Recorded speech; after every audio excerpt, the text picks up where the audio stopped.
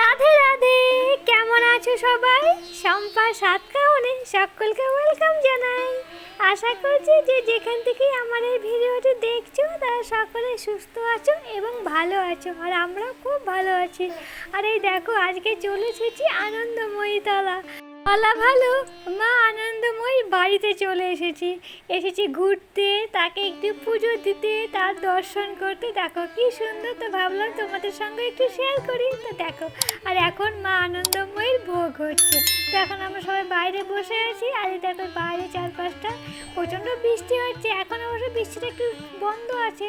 তো এই দেখো চারপাশে, ভেতরে জায়গা খুবই কম। এটাও একটা মন্দির, কি ঠাকুর ঠিক বুঝতে পারছি না।